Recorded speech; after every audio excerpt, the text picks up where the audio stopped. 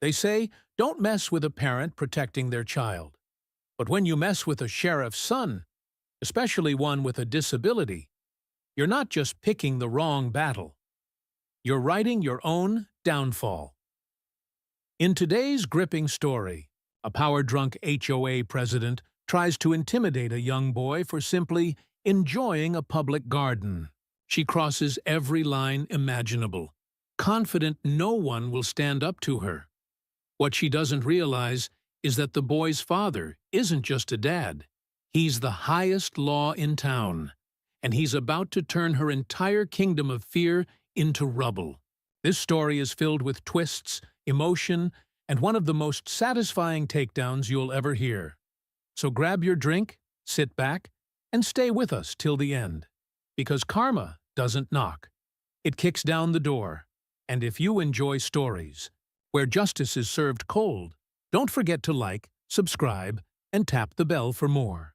Eintig. The sirens were faint at first, just a ripple in the breeze that drifted over the manicured lawns and pastel driveways of our little suburban utopia. I had been on the back porch sipping coffee, watching Liam gently roll his wheelchair along the stone path near the garden when the shouting started. I dropped the mug. By the time I made it around the side of the house, the sun was blinding, and I could barely see past the hedge.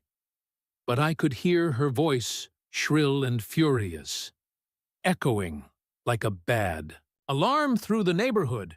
You need to leave now. This is private property, and I won't say it again. Liam sat frozen near the bird bath, his sketch pad open on his lap, his hands shaking. His eyes darted between her and the daffodils, like he was trying to disappear. Don't act like you don't understand me, she snapped. You can't just sit wherever you want. You're making people uncomfortable. He didn't say anything. Liam never did when he was scared. He shut down like a switch had been flipped. I stepped forward calmly, but my voice carried, "Is there a reason you're screaming at my son?" She spun to face me, her bleach blonde bob stiff with hairspray and rage. He's trespassing. I already called the cops. He was out here alone, and he refused to leave. This is a violation. He lives here, I said. Then he should act like it. She snapped. You people think the rules don't apply to you just because you're special. Well, not on my watch. My heart pounded, but my face stayed. Neutral, I'd seen her before at the HOA meetings, always loud, always demanding the last word, always smiling as she handed out citations for trash cans being visible from the street, or children chalking on the sidewalk. She treated the community like her personal kingdom, but this was new. Liam had been drawing the birds. I'd seen him from the porch, focused and peaceful, until she marched over with her phone out, barking orders like she was some kind of park ranger. Karen, I said, and her eyes narrowed. That's not my name. Karen, I repeated softer this time. He wasn't hurting anyone. He wasn't doing anything wrong. She crossed her arms over her HOA board sweatshirt. You think you're above the rules, but this isn't your personal sanctuary. You can't just park your invalid wherever you want, because he makes you feel good about yourself. For a second, the wind stopped. The birds went silent. The only sound was the distant rumble of an approaching cruiser. I saw red. But Liam came first. Go inside, buddy, I said gently. He blinked at me, his lower lip trembling. It's okay. Just go on in. I'll take care of this. He nodded and started wheeling himself slowly toward the back door. Karen actually scoffed. You're lucky I'm not pressing charges. This whole place is going downhill. Ever since you moved in, you bring your problems and expect us to adjust. No thank you. The cruiser rolled into view. Two deputies stepped out, one tall and stocky, the other younger, both scanning the scene with uncertainty. Karen immediately raised her voice and her arm pointing at Liam's retreating figure. "That's him. That's the one I told you about, loitering on HOA property. Unattended and aggressive." The younger deputy looked unsure. "Ma'am, is he a resident?" "Of course not," she snapped. I stepped forward slowly. "He is my son, and yes, he is a resident." The tall deputy turned to me. "And you are?" I reached into my jacket, slowly, deliberately pulled out the badge, flipped it open. "I'm Sheriff Cole Mathers." Their eyes widened. Karen's mouth opened, but no sound came. The younger deputy cleared his throat. "Sir, we weren't aware." I nodded. "You're good deputies. You responded quickly. Nothing wrong with that." Karen recovered fast. "I don't care who you are. You don't get special treatment just because you've got a badge and a wheelchair mascot." The silence was heavy. "You called law enforcement on a disabled child for sitting in a community garden," I said. "He looked suspicious," she replied. "He's 12, I said. Karen shook her head. "This is what happens when you let pity rule policy. The HOA has standards, and if you can't handle that, maybe you're in the wrong neighborhood." I stared at her for a long moment. "You done," she huffed, turned on her heel, and stormed back toward her house, muttering about lawsuits and board meetings. The younger deputy looked stunned. "She's out of line." I nodded again. She crossed a line today. I watched her go. Watched the sun bounce off the HOA badge on her jacket, watched the shadow of her presence retreat down the sidewalk. No one had ever spoken to Liam like that. Not to his face, not so publicly, not with that much venom. I breathed slow, looked at the deputies. "I won't press charges," I said. They nodded, slowly. "But I'm going to make this right." Karen thought she had won. Thought the law worked for her. Thought fear was enough. She was about to learn something very different. Because she didn't just go after my son. She picked a fight with the sheriff. The sun dipped lower, casting long shadows over the cul-de-sac as the incident replayed in my head, again and again. Like a broken reel I couldn't eject from my mind. I stood at the kitchen sink, watching Liam carefully rinse the dirt from his sketch pad, page by page, blotting the smeared ink with a napkin, his movements delicate and methodical. He hadn't said a word since coming inside, not even when I made his favorite grilled cheese, not even when I sat beside him and told him he'd done nothing. Wrong. Karen's voice still echoed in the corners of my skull, louder than the ticking of the wall clock, louder than the silence of a hurt child. I looked at the neighborhood through the window, and everything looked the same. The same hedges, same mailboxes, same plastic flamingo on the Martins' lawn. But something had changed, and I felt it in my gut. That night after Liam had gone to bed, I logged into the HOA portal, the digital mess that Karen liked to wield like a sword covered in red tape and passive aggression. I scrolled through the violation reports, the community forum, the minutes from the last meeting. There it was buried beneath a vague update about landscaping, a motion passed without quorum. Karen had proposed a new clause that allowed the HOA board to remove anyone from common areas at their discretion, citing safety and decorum. She wrote it herself. It was barely legal and completely unethical, and she had used it against my son. I closed the laptop and leaned back, in my chair, staring at the ceiling, my thoughts spinning. I wasn't just angry, I was insulted.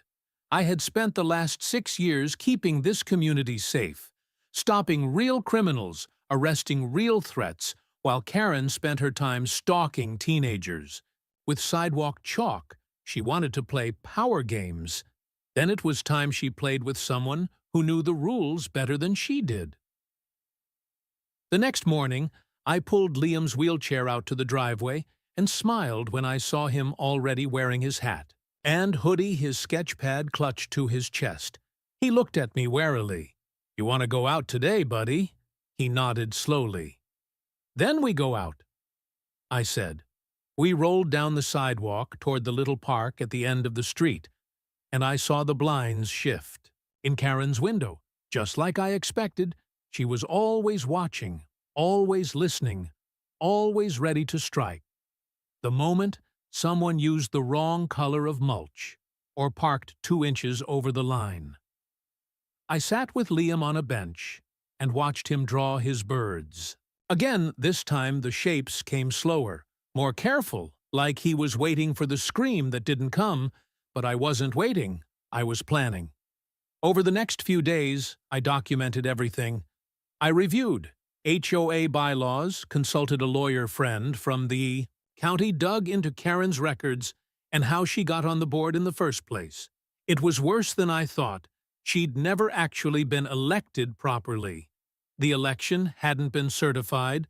Her paperwork hadn't been notarized. She was essentially self-appointed, and no one questioned it because no one cared enough to read the fine print. Until now, I compiled everything into a neat folder and started making calls, not as a sheriff, but as a resident concerned about abuse of power and harassment toward a disabled child. By Friday, the whispers had started. Saturday, I received an anonymous message on the HOA portal telling me to drop it or face consequences. By Sunday, 3 more neighbors knocked on my door saying they'd seen what happened with Liam, and they were tired of Karen too. That evening, I stepped outside with a cup of coffee and saw her standing at the end of her driveway, arms crossed, eyes blazing like she'd swallowed fire and didn't like the taste. "You've been busy," she said, her voice tight. "I like to stay informed," I replied. "You think you're clever digging around like some vigilante. This is a community, not your personal crime scene. You made it personal when you went after my son." She stepped closer and hissed under her breath, "You think you can rally this place against me? You don't know how things work. You don't belong here. Neither of you do." I sipped my coffee and looked her dead in the eye. "Then you'll understand why I'm hosting a community meeting next weekend to explain exactly what's been going on." Her jaw dropped. "You're bluffing." "Nope. I already filed the paperwork with the county and reserved the rec hall." Her face turned red, then purple, then back to red again. "You're going to regret this." "Maybe," I said, "but you'll regret it first." She spun around and stormed back into her house, slamming the door hard enough to rattle my windows. I stood there for a long time, watching the street silent and still and full of ghosts. Karen had always assumed she was the biggest presence in this neighborhood, the loudest, the most feared, the one with the power. But now the neighborhood was watching her, and I wasn't done yet. The day of the community meeting arrived with skies that hung low and heavy, as if even the weather was holding its breath. I stood at the front of the recreation hall, a modest room with wood-paneled walls and folding chairs arranged in uneven rows. Liam sat beside me, quiet as ever, his sketch pad unopened, resting on his lap like a shield he no longer trusted. One by one, the neighbors filed in, some curious, some cautious, some clearly trying not to be seen. I recognized almost all of them from years of patrols, bake sales, and block parties. People I'd waved. To people I'd helped, people who never imagined they'd be asked to choose between the sheriff and the HOA president. Karen arrived last, dressed in an oversized cardigan and a forced smile that had all the sincerity of a plastic flower she carried, a clipboard and a thermos, and marched straight to the front row without looking at anyone. I stepped up and cleared my throat. The room hushed, the scraping of chairs, the rustle of coats fading into a waiting silence. I called this meeting to address a concern that affects all of us, I said. This neighborhood has rules. Yes, but rules aren't weapons, and power isn't permission. A murmur rippled through the room. Karen shifted in her seat, her eyes narrowing. Last week, my son Liam was accused of trespassing in a public garden. He has every right to access. He was yelled at, intimidated, and reported to the police, all because one person decided he didn't belong. The murmur grew louder. Heads turned. Karen opened her mouth, but I held up a hand. I am not here as the sheriff. I'm here as a father and a neighbor. I've reviewed the HOA charter, the amendments and the records of board leadership, and what I found is deeply concerning.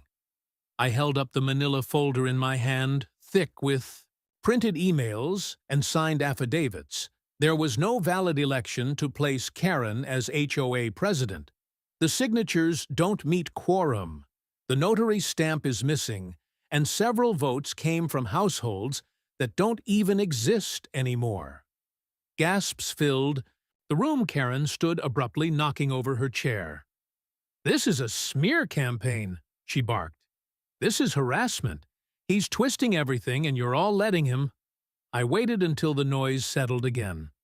I also discovered a clause she wrote, herself giving board members unilateral authority to remove residents from common areas.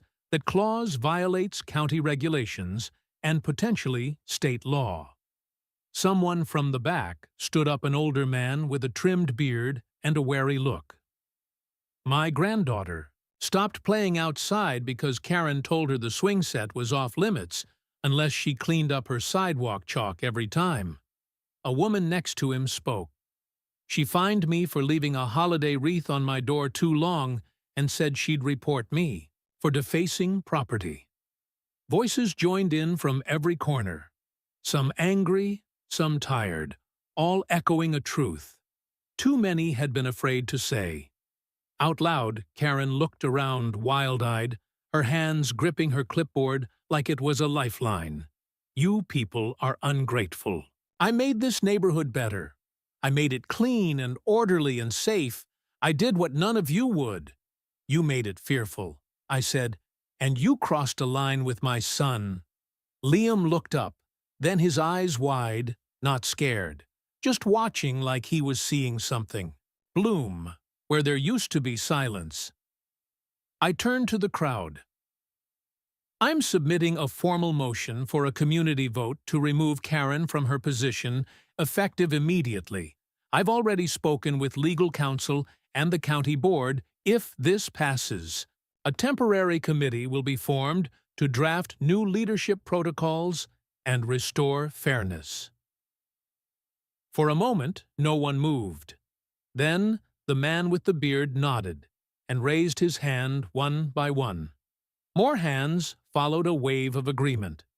A silent vote that spoke louder than any shout. Karen didn't move. She just stared at me. Her jaw clenched, her face pale. "This isn't over," she whispered. "It is. If you want it to be," I said. "But if you keep pushing, I'll file formal charges for harassment and impersonating a legal authority, and I promise you I know how to make those stick." She turned and stormed out, slamming the door behind her with such force that one of the folding chairs tipped over. No one followed her. The room exhaled as if the air had been held hostage and finally set free. Neighbors talked. Neighbors smiled. Neighbors looked at Liam with soft eyes and kinder nods. He clutched his sketchpad tighter, but this time it looked like protection, not fear. After the meeting, as the hall cleared out, the man with the beard approached us slowly. "He's got talent," he said, nodding at Liam. "If he ever wants to sketch birds in my backyard, we've got plenty, and no one yelling at him." I smiled and clapped him on the shoulder. Appreciate that, he looked at Liam and gave a small wink. You're braver than most of us. Kiddo, we watched him leave, and I felt something settle in my chest. Not victory, not yet, but a shift. Like the wind had finally changed direction. Karen thought the rules were hers to write. But she forgot that justice doesn't answer to fear, it answers to truth. And when truth finally speaks, it doesn't whisper, it roars. Karen didn't vanish quietly. She never would. She paced her porch in the mornings, glaring across the street, her phone pressed to her ear. With the desperation of a cornered animal, she posted wild accusations on the HOA forum claiming, "I manipulated." The vote claiming Liam faked his disability, claiming conspiracies that not even the most gullible neighbor could believe. But her words no longer landed, her voice no longer echoed. She was a storm that had lost its wind. She filed a cease and desist letter through some discount legal service, but I'd already sent copies of her bogus bylaw changes to the county office, and within days, an investigator was knocking on her door, the day they served her with the official notice of HOA suspension. I was out front, watering the lawn. Liam was beside me, sketching a falcon in flight. The irony not lost on me. She screamed at the officer, a shrill fury that made passing cars slow down. She called it tyranny. She called it abuse. She called it un-American. But no one came to her defense. No one even peeked through their blinds anymore. Liam didn't flinch. Not even once. That night, I made popcorn, and we watched his favorite movie, the one about the boy and the Iron Giant. His laughter rang through the living room like it hadn't in months, and I felt something in my chest loosen, a knot unwinding at last. But Karen wasn't done. 2 days later, I got a call from the school principal saying a complaint had been filed that Liam wasn't eligible for public education due to fabricated residency documents. I laughed until I realized he wasn't joking. She'd reported us to the district, said we didn't live where we claimed, said we were gaming the system for sympathy or benefits, or some twisted nonsense. I emailed the deed to our home directly to the superintendent. I sent property tax receipts and utility bills. I even sent a photo of Liam under the street sign, bearing our address, holding his sketch pad like a badge. The complaint was dismissed in less than an hour. But that was it.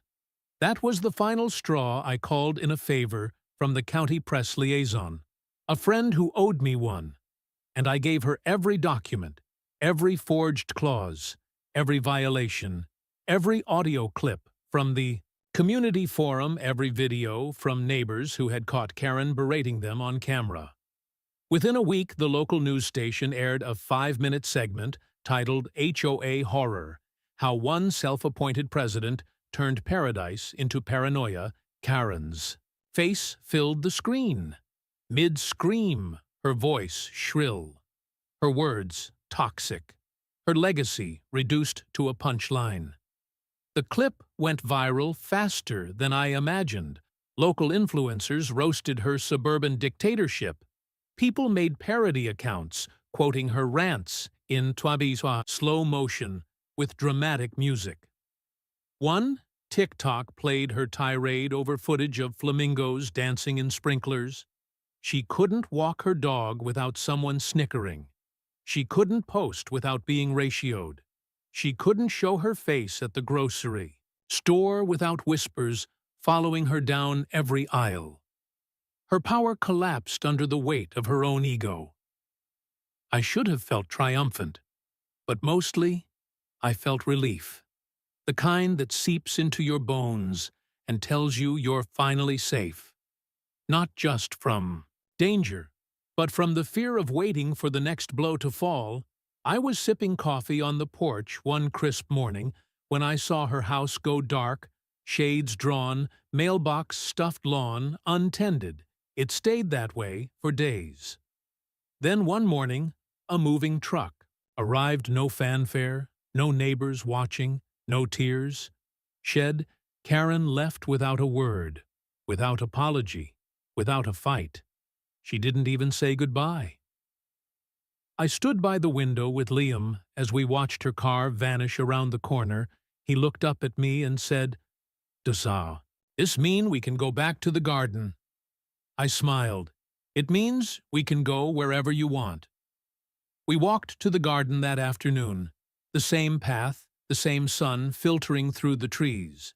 But it felt different somehow, like it belonged to us again, like the air had been cleansed. Liam wheeled himself to the center, spread out his sketch pad, and began to draw. Birds real and imagined filled the pages, bold lines, confident strokes. No hesitation. A blue jay landed on a branch nearby and chirped loud, proud, as if announcing to the world that the silence had finally ended. A few neighbors passed by, some waved, some stopped to chat. They asked what he was drawing. They smiled when he showed them. They told him to keep going. There was no fear in their eyes, only warmth later that evening as the sun dipped low again and we walked home side by side. Liam turned to me and said, "She thought she could scare us away." I nodded, but she forgot something important. He raised an eyebrow, waiting. I grinned. "We don't scare easy." And in that moment, with the sky ablaze in gold and the scent of cut grass lingering in the breeze, I knew we'd won. Not just a battle, but something greater. We took back our peace, our dignity, our right to exist without fear. Karen came with fury and left with nothing, and we remained.